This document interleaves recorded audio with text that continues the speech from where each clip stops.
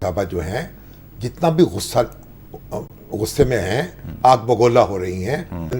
کا ذکر کر رہی ہیں، ایک بات میں بسط ادب یہ عرض کروں گا،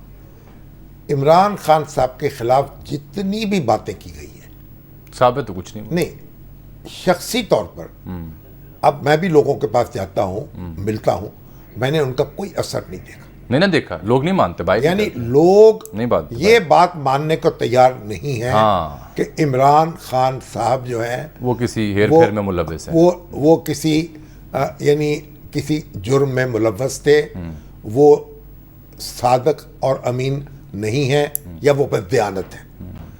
عمران خان کو بددیانت ماننے کے لیے کوئی بندہ تیار نہیں، کوئی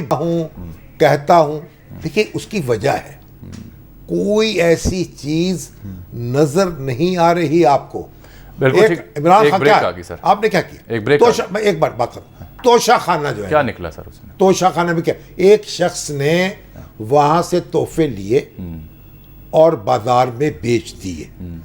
اب یہ آپ مجھے بتائیے غلط کیا، نہیں کرنا چاہیے تھا،